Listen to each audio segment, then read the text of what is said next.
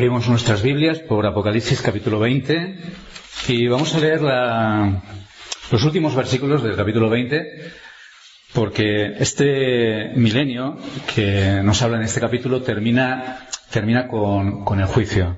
Dice así la palabra de Dios respecto a este gran juicio del trono blanco. Versículo 11. Y vi un gran trono blanco y al que estaba sentado en él, de delante del cual huyeron la tierra y el cielo, y ningún lugar se encontró para ellos.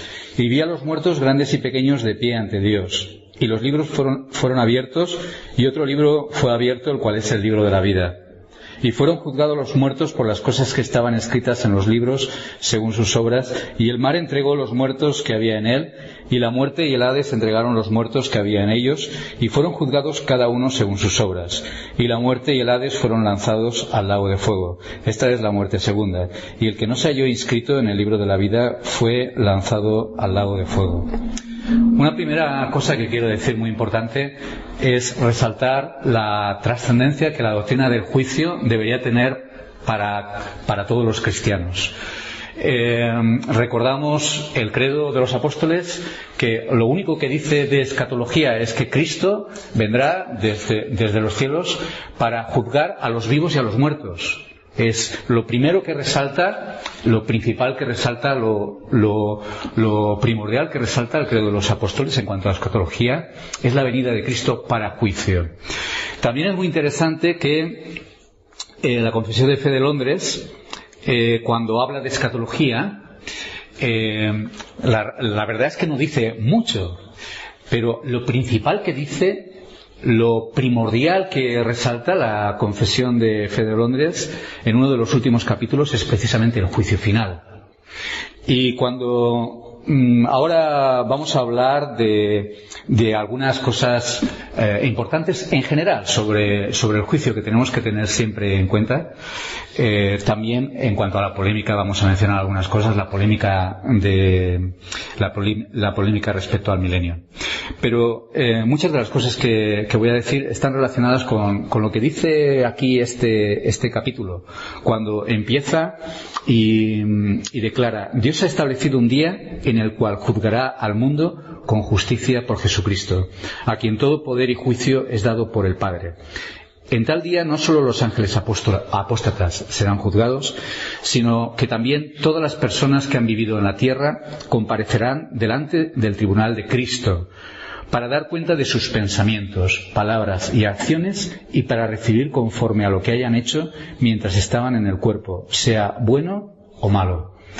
Así que después de establecer la importancia doctrinal que debe de tener la doctrina del juicio para nosotros, y lo delante de nosotros que debe de estar, pues quería mencionar una cosa que a veces se pasa por alto a muchos cristianos, especialmente hoy en día, y es que el hecho de que vamos a ser juzgados debería ser una motivación y debería ser un punto focal muy importante en nuestra vida. Debería ser una razón por la que hacemos cosas o no hacemos cosas.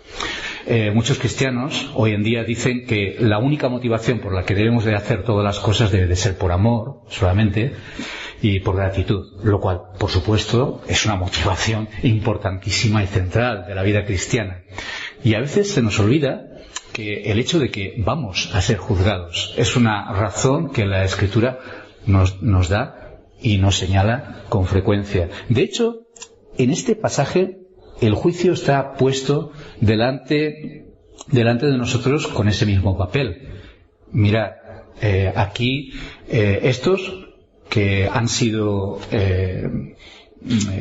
martirizados por los enemigos de Cristo, pero estos serán consolados. Y mirad, estos no vivirán ni reinarán con Cristo 1000 años, sino que serán juzgados delante del trono de Dios. Dice la Escritura, cuando habla y señala hacia la venida de Cristo, que velemos porque el Señor vendrá cuando no esperamos. ¿Y vendrá para qué? Vendrá para juzgar a aquel siervo que fue fiel y para recompensarle y alabarle. y decirle: bien, buen hecho, bien siervo y fiel, entra en el gozo de tu Señor. Mientras que aquel siervo que maltrató a sus consiervos y que fue indigno y fue desobediente, le apartará, y allí será el lloro y el crujir de dientes. Así que el Señor lo plantea delante de nosotros como diciendo: velad, estad alertas, porque el Hijo del Hombre viene cuando no pensáis. Cuando no pensáis, y a uno lo tomará, al otro lo tomará de esta manera. Así que es una cuestión muy importante. La palabra de Dios nos dice que todos nosotros, es necesario que todos nosotros comparezcamos ante el tribunal de Cristo para que demos cuenta de todo lo que hayamos hecho, sea bueno o sea malo. Eso lo dice la Escritura como una razón de peso para que obedezcamos a Dios. Es un buen aliciente cuando nosotros estamos delante de la palabra de Dios, delante de la tentación, y recordamos que seremos juzgados todos delante de nuestro Señor Jesucristo. Así que, un punto muy importante: recordemos el juicio. Es una doctrina fundamental. Y es una doctrina que debe estar ahí delante de nosotros, que Dios nos juzgará. Es algo que no debemos olvidar jamás. La segunda cosa importante, a veces se le olvida a muchos cristianos. Piensan que el Padre es el juez.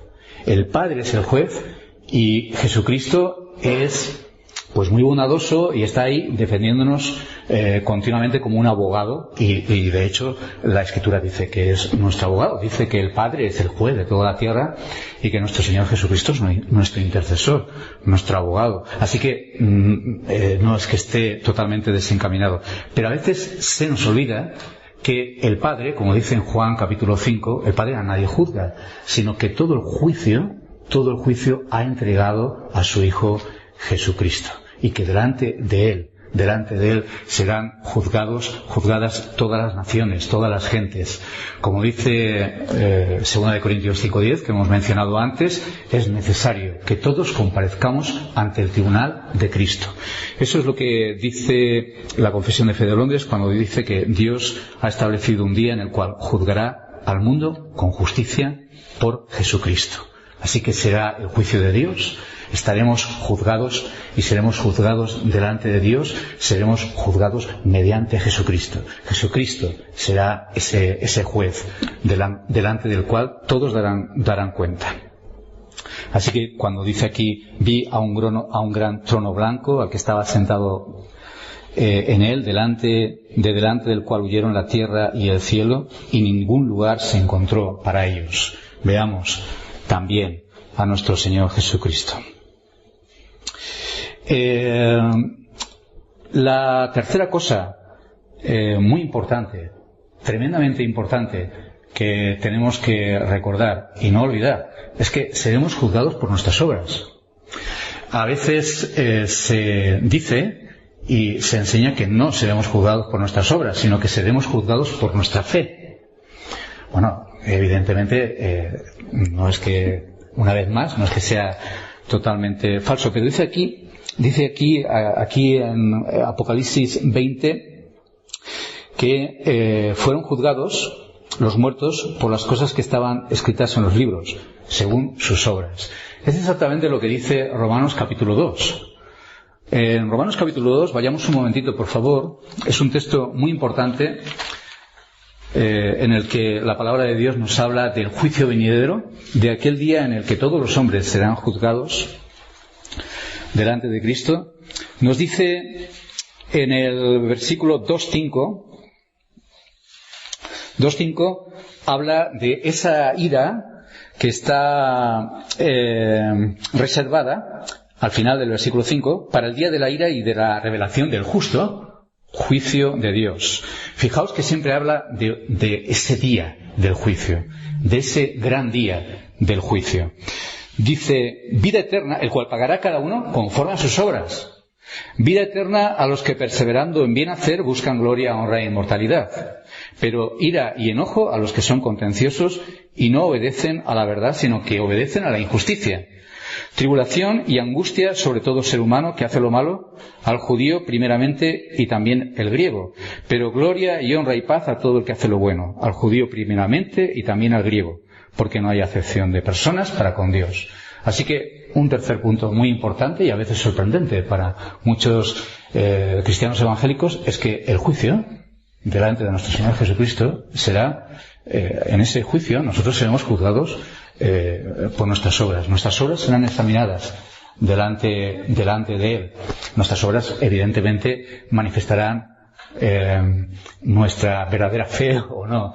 No estoy diciendo que nos salvamos por nuestras obras, lo cual deducen muchos de esta doctrina y de esta enseñanza. Muchos dicen, ¿ves? La salvación es por obras, porque seremos juzgados por obras. No. Recordemos lo que dice Santiago en el capítulo 2, que las obras son las que evidencian nuestra realidad de fe, nuestra verdadera conversión. Uno que es verdaderamente un hijo de Dios, como hemos escuchado muchas veces en este lugar, uno que realmente es un hijo de Dios, uno que realmente ha nacido de nuevo, que realmente ha venido a la vida, uno que realmente está en Cristo. Ese, como fruto, como resultado, tiene como evidencia las obras. Así que las obras son las que evidenciarán la vida del que es un verdadero hijo de Dios. Así que seremos juzgados por esas obras, que serán un fruto que por la gracia de Dios Él ha puesto en nuestras vidas. Esas obras que Él ha preparado desde antes de la fundación del mundo para que sus hijos, salvados por su pura gracia, elegidos por su propio y puro favor inmerecido, puedan andar en ellas. Así que un tercer punto sorprendente sobre el juicio, como dice en Apocalipsis 20 y como dice la Escritura, es que en ese juicio serán examinadas nuestras obras. Evidentemente, también se ve aquí esa gracia manifestada por ese libro de la vida, en el que están registrados aquellos que realmente han sido elegidos por nuestro Señor Dios. No debemos pensar que Dios tiene un libraco muy grande, ¿eh? Algunos literalmente piensan que Dios tiene unos libros enormes por ahí en alguna parte reservados y preparados. Recordemos que el libro del Apocalipsis utiliza lenguaje simbólico para hablarnos de realidades y de verdades espirituales. Otro punto muy importante, importantísimo, es que este juicio tiene lugar en la venida de Cristo. Aquí entramos ya de lleno en esa polémica milenarista que hemos estado contemplando y que hemos estado viendo. Es lo que vemos en la confesión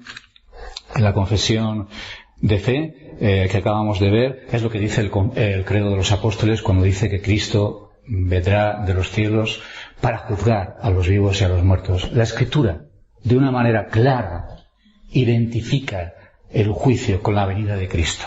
Tú no puedes poner, esto ya lo hemos dicho hasta la saciedad aquí, nunca, en ningún momento, puedes poner el juicio fuera de la venida de nuestro Señor Jesucristo, porque la Escritura relaciona de una manera inseparable la venida de Jesucristo con el juicio. Es muy importante que veamos en Apocalipsis capítulo 20 un esquema que se repite continuamente en las Escrituras, tanto en el Nuevo Testamento como en el mismo libro de Apocalipsis. En el libro de Apocalipsis vemos un esquema, una estructura que se repite continuamente. Y en el Nuevo Testamento también. Vemos cómo la Iglesia pasa por tribulación. Es necesario que pasemos por muchas tribulaciones antes de que entremos en el reino de Dios. Se le anunció al apóstol Pablo. Y vemos cómo esto aparece en todo el Nuevo Testamento, cómo aparece también reflejado en el libro del Apocalipsis.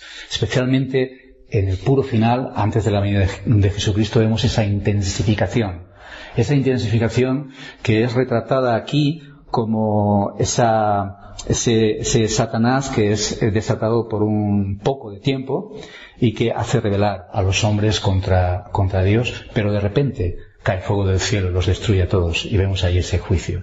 Eso encaja perfectamente con esa estructura que se repite en todo el libro del Apocalipsis, como acabo de decir, y en todo el Nuevo Testamento. Tribulación intensificada justo antes del puro final. Después, la venida de Cristo para juicio, para darnos reposo a los que somos sus hijos y consolarnos, y para atribular a los que nos han atribulado, como dice en el segundo capítulo de Tesalonicenses, en el primer capítulo, segundo libro de Tesalonicenses, primer capítulo. Eso es lo que dice, que Él vendrá con llama de fuego para darnos reposo a los que somos suyos, para pagar con tribulación a los que nos atribulan. Este mismo esquema es el que aparece aquí. Aquí vemos esa tribulación, esos mártires que están ahí, pero que viven delante de Dios, y vemos después esa rebelión de Satanás en el puro final, especialmente se desata su furia contra Dios y su pueblo, y vemos cómo la venida de Cristo es simbolizada y es retratada aquí con ese juicio que cae sobre los rebeldes, sobre los impíos, sobre los seguidores de Satanás, y con el juicio final. Ese juicio no lo puedes poner en otro sitio, como he mencionado antes. Mateo 25 es un lugar ya repetido y conocido por todos nosotros, que dice que cuando venga el Hijo del Hombre con sus santos ángeles, entonces todas las naciones estarán delante de Él, y entonces separará a unos a la izquierda, a otros a la derecha, y a unos les dirá: apartaos al fuego eterno preparado para Satanás y sus ángeles, y a otros les dirá: venid conmigo al reino preparado para vosotros. Así que muy importante esto. No puedes poner este juicio en otro lugar que no sea la venida de Jesucristo. Daos cuenta que los que son milenaristas ya han cometido un error garrafal, porque ya para ellos ha venido Cristo, entienden un seguimiento lineal, luego ocurre una serie de cosas durante 1000 años y luego viene un juicio 1000 años después de la venida de Jesucristo. Eso, según el consenso de lo que enseñan las Escrituras con toda claridad, no solo en Mateo 25, eso es del todo imposible. Es totalmente falso. Es totalmente equivocado. Así que muy importante esto. La venida de Jesucristo y el juicio están totalmente relacionados, como enseña la Confesión de Fe de Londres, como enseña el Credo de los Apóstoles, como enseña la Escritura repetitivamente en textos clarísimos en el Nuevo Testamento. Y luego, una última cosa muy importante que muestra una vez más esa verdad que hemos dicho, que solamente el juicio tiene que colocarse en la venida de Cristo, y es que todos, y es algo que se ve aquí en cierto sentido, y que lo revela la Escritura en todos los sitios, absolutamente todos los hombres, absolutamente todas las gentes serán juzgadas en aquel día, en la venida de nuestro Señor Jesucristo. Aquí lo simboliza hablando de los muertos. Vi a los muertos grandes y pequeños de pie ante Dios. Es decir, todos. Los grandes, los importantes, los reyes, los ricos, los que parecía que eran grandiosos, pero también los humildes, los insignificantes, los de renombre, los campesinos, absolutamente todos estarán delante de Dios para ser juzgados delante del tribunal de Cristo. Vamos a ir a Primera de Pedro, capítulo 4, y vemos que lo que dice el Credo de los Apóstoles cuando afirma que Cristo vendrá de los cielos para juzgar a los vivos y los muertos, lo que está haciendo es repetir una afirmación que la Escritura también repite, señala y nos repite. En el versículo 5 del capítulo 4, hablando de aquellos que persiguen a la Iglesia, de aquellos que persiguen a los hijos de Dios, se dice: pero ellos darán cuenta al que está preparado para juzgar a los vivos y a los muertos. Eso es lo que nos enseña las Escrituras. Ahora vamos a ver cómo esto la Escritura lo enlaza claramente con la venida de nuestro Señor Jesucristo. Daos cuenta que si Jesucristo en su venida juzgará a los vivos y a los muertos, evidentemente eso quita a todos los demás. Es decir, no hay nadie que quede fuera. Si Él va a juzgar a los muertos y a los vivos, ¿quién queda? Otros en el medio. Hay un tercer orden, un tercer tipo de gente que no esté dentro de los muertos y de los vivos, quizá otros que todavía no hayan muerto o que todavía no hayan vivido y que nacerán después de la venida de Jesucristo, o cualquier tipo de barbaridad semejante. No, Él juzgará a los muertos y a los vivos en su venida, como nos enseña la Escritura, lo cual quita de un plumazo absolutamente a todos los demás, es decir, todas las personas, los muertos, los grandes, los pequeños, absolutamente todos estarán delante de su presencia, delante del tribunal de Cristo. Absolutamente todos. No solamente aquellos que serán juzgados para vida y para salvación, como algunos que separan el juicio para vida y el juicio para condenación. Dicen, este es el juicio de condenación. No. Todos, cuando Él venga, dice en Mateo 5, todos serán juzgados. Unos para vida, a la derecha, ¿no?, de este lado, y otros para condenación, a la izquierda. Absolutamente todos los vivos y los muertos. Vamos a 2 de Timoteo, capítulo 4, donde es otro lugar donde se repite esta expresión que el credo de los apóstoles menciona. Dice en el versículo 1 de 2 de Timoteo, capítulo 4, te encarezco delante de Dios y del Señor Jesucristo, que juzgará a los vivos y a los muertos. ¿Cuándo? En su manifestación y su reino. Él juzgará a los vivos y a los muertos. Hemos visto que a los que se van a condenar y a los que persiguen a la Iglesia se les dirige y se les pone delante este marco, cuando Él juzgue a los vivos y a los muertos. Ahora vemos que también a la Iglesia se le pone delante de este marco. Y luego se le dice a Timoteo, Pablo le dice a Timoteo, en el versículo 8, por lo demás me está guardada la corona de justicia, la cual me dará el Señor Jesucristo, juez justo en aquel día. Y no solo a mí, sino también a todos los que aman su venida. Fijémonos cómo está relacionado ese juicio con el que el Señor juzgará a los vivos y a los muertos, es decir, a todos, en su venida, en la manifestación y en su reino. No solamente a los condenados, como hemos visto en Primera de Pedro 4:5, no solamente a aquellos que se condenan, aquellos que luchan contra la Iglesia, aquellos que hostigan a la Iglesia, que la persiguen y la atribulan, sino también a aquellos que van a ser recompensados. Sus propios hijos son presentados delante de ese cuadro en el que el Señor juzgará a los vivos y a los muertos. Y en este caso Pablo afirma su convicción, la seguridad de que le está reservada esta corona de vida en aquel día en el que el Señor juzgará a los vivos y a los muertos. Así que si el Señor va a juzgar en su venida a los muertos y a los vivos, no queda absolutamente nadie fuera de ese juicio. Fijémonos además que la Escritura repetitivamente habla de aquel día. Dice en Hechos 17, 30, 31, dice que Dios ha determinado un día en el que juzgará a todos los hombres, al mundo. Los juzgará en aquel día por aquel varón, Jesucristo, le dijo Pablo a los atenienses. Así que es una verdad que, si vosotros la buscáis con una concordancia, se repetirá continuamente. No habla la Escritura de 3 días y de 3 juicios. No, habla de un día, de aquel día en el que el Señor Jesucristo juzgará a los vivos y a los muertos, a todo el mundo, a todos los hombres, lo cual quita de un plumazo cualquier otro juicio posterior que se quede colgando por ahí y pendiente. Todos serán juzgados en la venida de nuestro Señor Jesucristo en aquel día.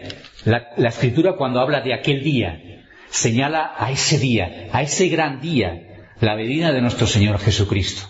Ese día en el que se cumplirá nuestra salvación, nuestro consuelo y también la condenación de los impíos. Vamos a ir a Mateo capítulo 12. En Mateo capítulo 12 vemos exactamente esta misma verdad.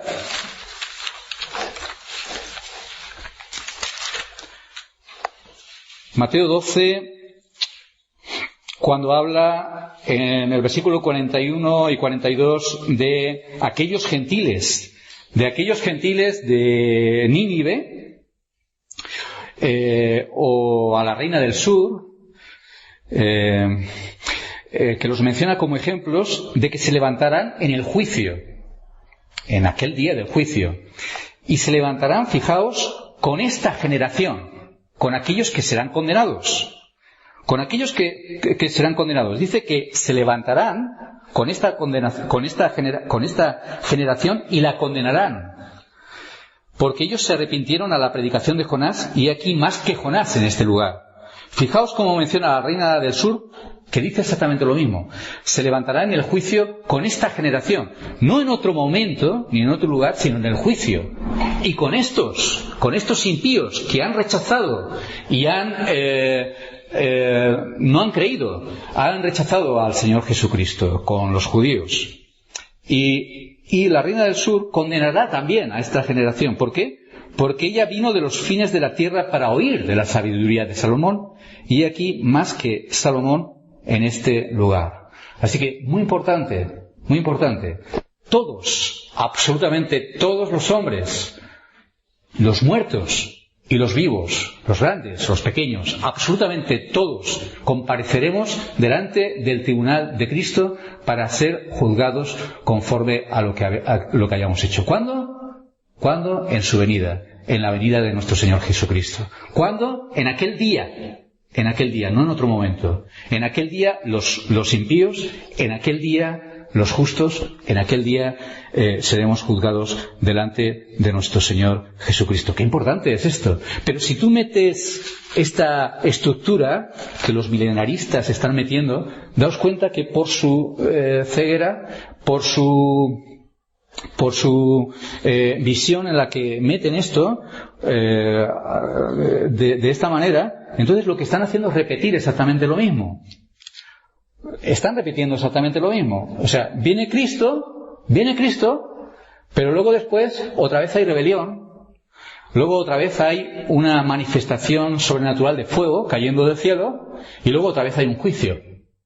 Fijaos, esa estructura que pertenece a la venida de nuestro Señor Jesucristo después de la tribulación y el juicio después de la venida de Jesucristo, eso ellos lo duplican y lo meten, según su opinión, después de la venida de Jesucristo. Un grave error. La Escritura nos dice en el Salmo 110, en Hechos, nos dice en distintos lugares de la Escritura, dice, hablando de Cristo, sentado en los cielos después de su resurrección y ascensión, siéntate aquí, a mi diestra, hasta que ponga a todos tus enemigos debajo de tus pies. Hasta que ponga a tus enemigos debajo de tus pies. Hasta el cumplimiento, dice en Hechos 3, 21, hasta el cumplimiento de los tiempos. Hasta el cumplimiento de todos los tiempos. Así que, qué contrario es lo que se ve y lo que se entiende muchas veces en Apocalipsis 20, donde supuestamente Cristo ya ha venido, y todavía hay enemigos que se van a rebelar. Todavía hay Satanás por ahí que va a salir y a hacer de las suyas. Todavía va a haber persecución contra la Iglesia, contra el pueblo de Dios, después de la venida de Jesucristo. Todavía va a haber un juicio después de la venida de Jesucristo. Este es el error que ya mencionamos, de ir a Apocalipsis 20 y ponerlo como las gafas, el punto de mira desde el cual interpretas todas las cosas, en lugar de ir a Apocalipsis y entenderlo conforme al consenso general de todas las Escrituras. Una vez conocí a una mujer que se acababa de convertir no hacía mucho tiempo, era muy mayor, y ella venía de una comunidad católica, era bastante ferviente en su experiencia católica. Una comunidad se llama neocatecumenal, los Kikos, de un tal Kiko Argüello, y decía que les habían prohibido absolutamente entrar en el libro del Apocalipsis. Se lo habían prohibido porque es que era una fuente de problemas, y que a veces se metían ahí un montón de cosas.